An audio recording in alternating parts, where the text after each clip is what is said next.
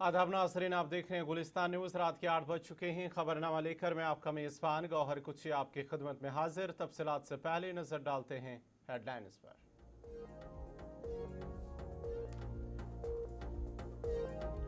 ED की गिरफ्तारियों में 27% कमी, सबूतशुदा 81,000 करोड़ से तजावुज, छापों की तादाद दोगुनी।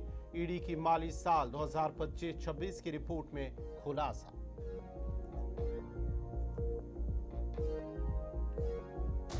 रामबन में 20 दिन से लापता नौजवान की लाश बरामद। नाला बिस्लरी से निकाली गई तनवीर अहमद चौपान की लाश। पुलिस ने 4 मुलजिमान को किया गिरफ्तार। मामले में खुसूसी तहकीकाती टीम तश्कील।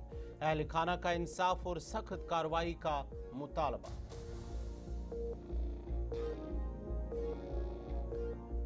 कश्मीर सिर्फ किसी एक तबके का नहीं, हिंदू मुस्लिम और सिखों की मुश्तरका सरजमीन। कश्मीरी माशरे में एतमाद की बहाली और अमन के लिए इज्तिमाई कोशिशों की जरूरत। डॉक्टर सुशील राजदान की किताब की तकरीब में फारूक अब्दुल्ला का बयान।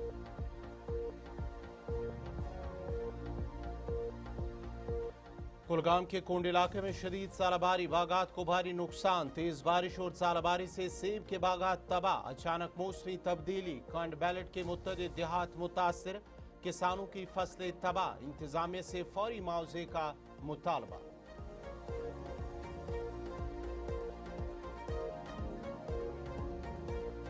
सड़क के नाकस काम पर एमएलए ने रुकवा दिया काम। ब्लैक टॉपिंग में मुबैना बेजाब्तगियों, करोड़ों रुपए के ज़िया का इल्जाम। ठेकेदार और अफसरान के मिले भगत का शबा। शफाफ तहकीकात का मुतालबा।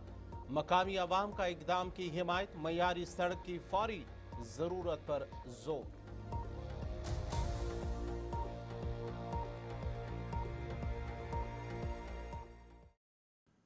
और अब पेश है खबरों की तफसील। एनफोर्समेंट डायरेक्टोरेट ईडी की सालाना रिपोर्ट के मुताबिक माली साल 2025-26 के दौरान मनी लॉन्ड्रिंग के मामलात में गिरफ्तारियों में तकरीबन 27% कमी वाक़ा हुई। ताहम ज़ब्तशुदा असासों की मालियत रिकॉर्ड सतह पर पहुँच कर 81,000 करोड़ रुपए से तजावुज कर गई है। रिपोर्ट के मुताबिक इस अरसे में छापों की तादाद तकरीबन दुगनी होकर 2,892 तक पहुंच गई है, जबकि ईडी ने 156 अफराद को गिरफ्तार किया, जो गुज़िश्ता बरस के मुकाबले में कम है। एजेंसी का कहना है कि इसने ज़्यादा हदफी और शवाहिद पर मबनी तहकीकात पर तवज्जो दी, जिसके बाद केसेस की मुद्दत भी कम होकर 1.5 साल तक आ गई है। इस दौरान ईडी ने धोखाधड़ी के मुतासरीन को 32,000 करोड़ रुपए से जायद के असास से वापस किए, जो मुकर्रर हदफ से दुगना है, जबकि 812 चार्जशीट्स दायर करके एक नया रिकॉर्ड भी कायम किया है।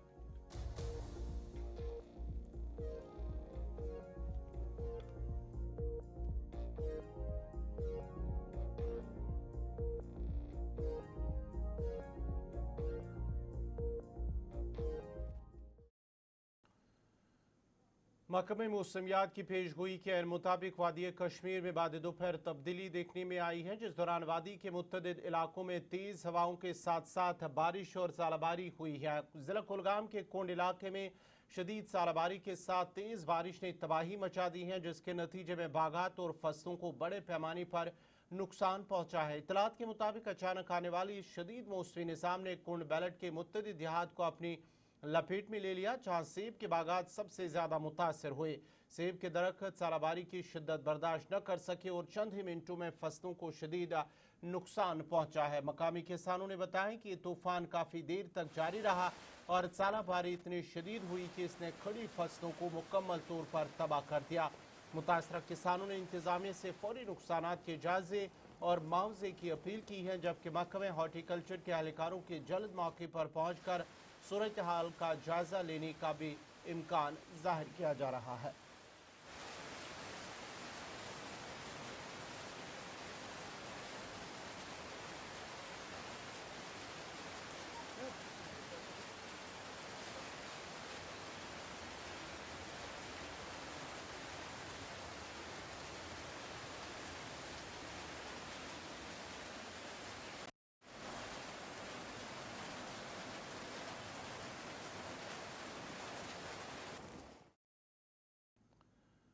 नेशनल कॉन्फ्रेंस के सदर डॉक्टर फारूक अब्दुल्ला ने श्रीनगर में डॉक्टर सुशील राजदान की किताब की तकरीब रुनमाई के मौके पर खिताब करते हुए कहा कि कश्मीर सिर्फ किसी एक तबके की नहीं बल्कि तमाम बरादरियों, हिंदू, मुसलमानों और सिखों की मुश्तरका सरजमीन है।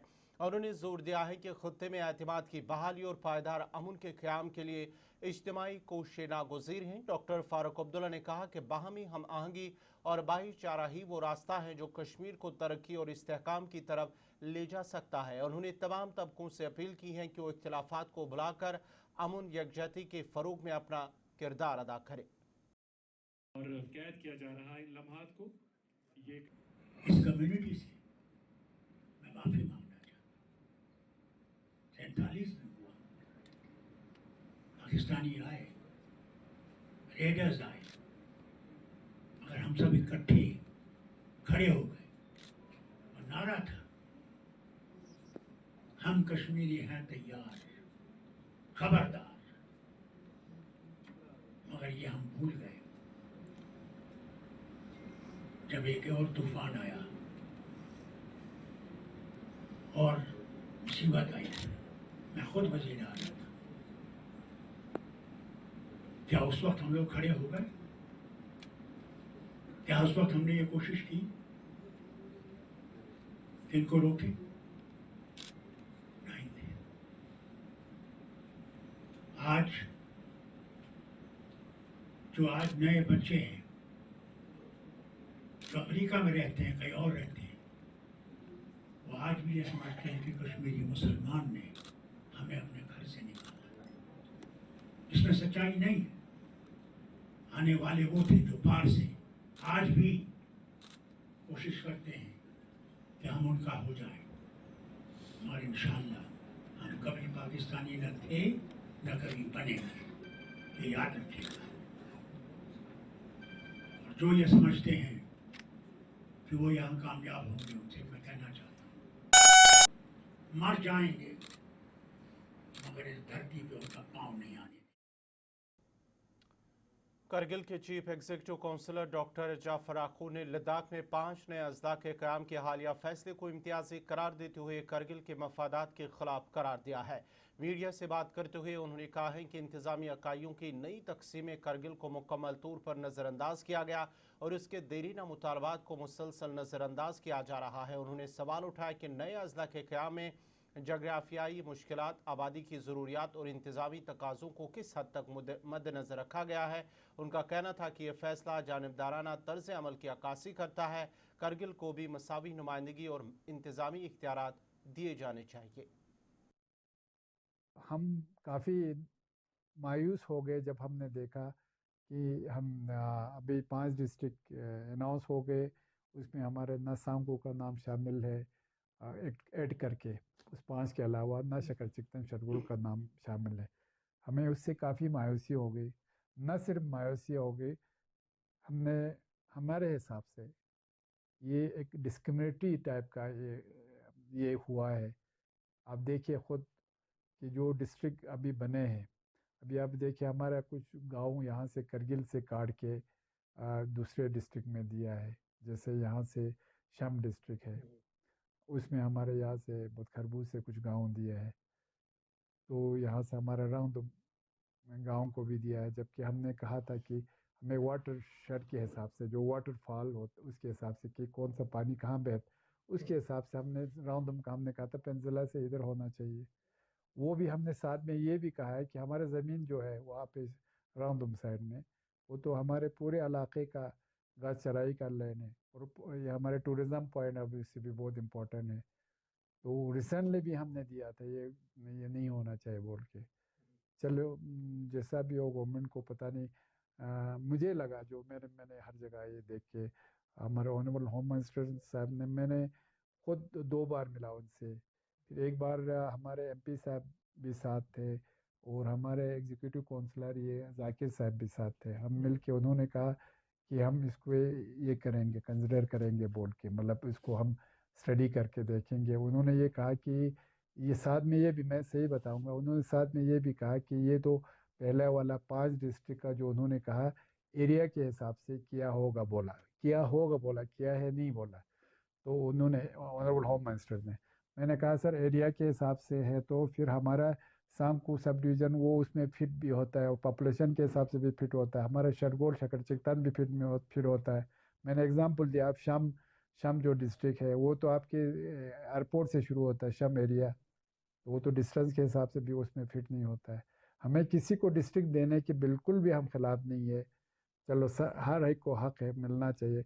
और हमारे साथ बिल्कुल डिस्क्रिमिनेशन हो गया, ये हमारा गवर्नमेंट ऑफ इंडिया का जो सबका ऑनरेबल प्राइम मिनिस्टर का, ऑनरेबल होम मिनिस्टर का सबका साथ, सबका विकास, सबका विश्वास, इसमें हमें जो अभी डिस्ट्रिक्ट का दोबारा खैर मकदम है। नशा मुक्त जम्मू कश्मीर अभियान के तहत कल लेफ्टिनेंट गवर्नर मनोज सिन्हा श्रीनगर के TRC फुटबॉल स्टेडियम से एक मेगा पद यात्रा को फ्लैग ऑफ करेंगे और इस सिलसिले में LG मनोज सिन्हा ने अवाम को इस पद यात्रा में शामिल होने की अपील की है और कहा कि मंशियात को जड़ से ख़त्म करना हम सब की जिम्मेदारी है, इसलिए सबको अपनी जिम्मेदारी और अपना रोल निभाना होगा। इस सिलसिले में TRC ग्राउंड श्रीनगर के अंदर सभी तैयारियों को मुकम्मल कर लिया गया है और इसलिए 3 तारीख को कल 9:30 बजे फुटबॉल स्टेडियम में एक व्यापक जागरूकता का अभियान प्रारंभ करते हुए लाल चौक तक पदयात्रा भी हम सब करेंगे। तो एक तो मेरी अपील है सभी भाई बहनों से कि बड़ी संख्या में वहाँ आवें, और दूसरा मुझे लगता है कि एक निर्णायक लड़ाई लड़ने का मन यहाँ के लोगों ने बनाया है। पुलिस की लाठी, कानून का भय और समाज की ताकत तीनों जब एक साथ मिलती है तो मुझे लगता है कि सफलता ज़्यादा मिलती है। मैं सबसे आग्रह करता हूँ और ख़ास तौर से मीडिया के साथियों से भी कि इस अभियान में पूरा योगदान दें। जिस तरह का पहलगाम के रुकन असम्बली अल्ताफ अहमद कुल्लू ने आज यानर के इलाके में यानर सलरता यानर कलर सड़क के मंसूबे का संग बुनियाद रख दिया है। इस मौके पर सीनियर अफसरान, मकामी मुअज़्ज़िज़ीन और बड़ी तादाद में अवाम मौजूद थी। तकरीब के दौरान रुकन असम्बली अल्ताफ अहमद कुल्लू ने कहा है कि इस सड़क की तामीर से इलाके में आमद-रफ्त बेहतर होगी और मकामी लोगों को सहूलत मैसर आएगी। उन्होंने मज़ीद कहा है कि हुकूमत अवामी फलाह बहबूद के लिए तरक्याती कामों को तरजीह दे रही है और इस मंसूबे को मुकर्ररा वक्त में मुकम्मल किया जाएगा। मकामी लोगों ने इस इक़दाम का खैर मकदम करते हुए उम्मीद जाहिर की है कि इस इलाके की तरक्की में एक अहम पेशरफ्त होगी। पहलगाम के MLA ये आप देखिए, धीरे न मांग थी लोगों की, इसमें दो राय है ही नहीं। और मेरी भी अपनी ये ख्वाहिश थी कि जितनी जल्दी हो सके इस रोड को हम टेकअप करें। ये हमने लास्ट ईयर इसका DPR हमने बनवाया था 2025 में, तो थोड़ा सा टाइम लगता है, आपको पता है, डॉक्यूमेंटेशन में, उसके बाद अप्रूवल आने में, उसके बाद टेंडरिंग प्रोसेस होती है, फिर अलॉट करनी है। तो अल्हम्दुलिल्लाह ऑन टाइम हुआ। इसमें करीबन 9 करोड़ 58 लाख रुपए का जो तखमीना है, प्लस माइनस 10 करोड़।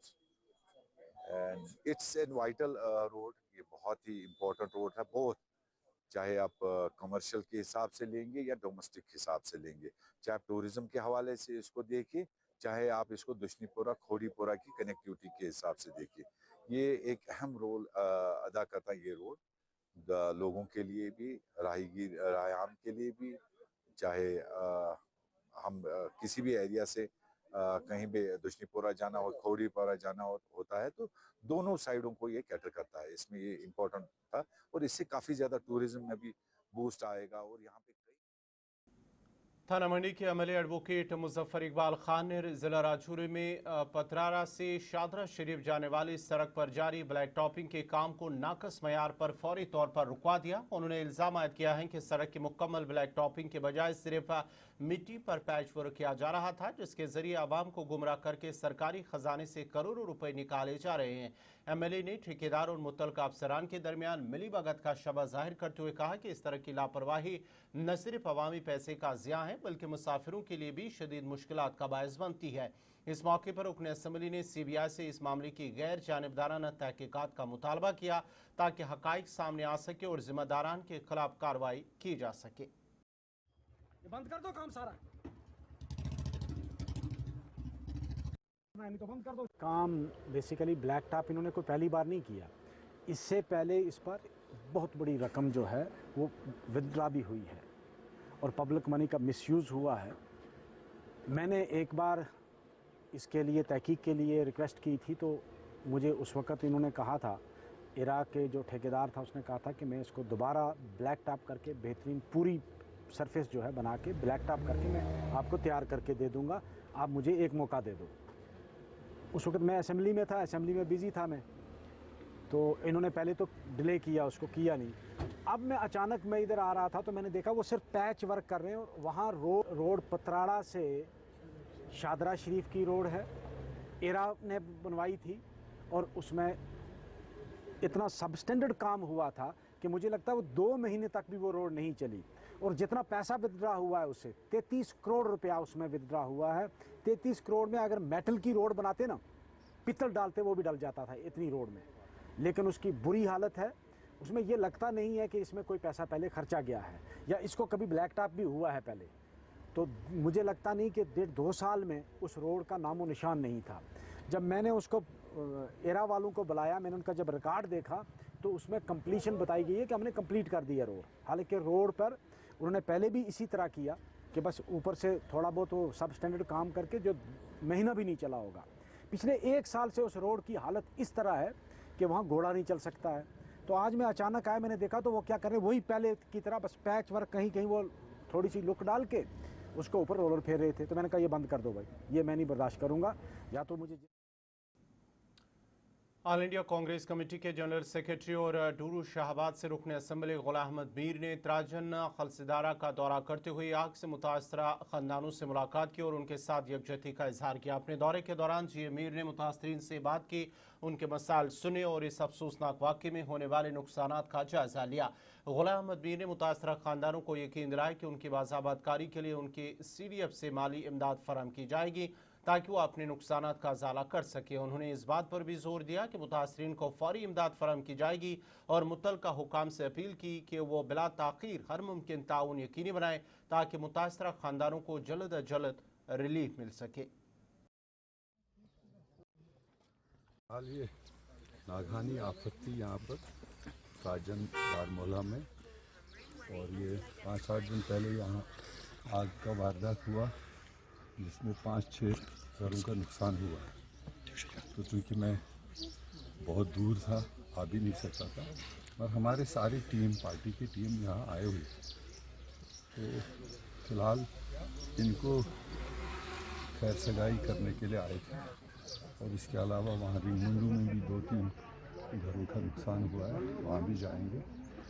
तो सबसे पहला काम है इनको इमीडिएटली रिलीफ एंड रिहेबिलिटेशन वो इन तक पहुँचाया जाए। तो उसके लिए ऑलरेडी लोकल एडमिनिस्ट्रेशन ने जो रेड क्रॉस के ज़रिए से होना चाहिए था दिया है, मगर एक्स ग्रेशिया इनको पहुँचना चाहिए। उसके अलावा जो मेरे अपने ज़ाती फंड से भी एस्टिमेट के मुताबिक इनको मदद होना होगा, वो भी हम इमीडिएटली पहुँचाएंगे।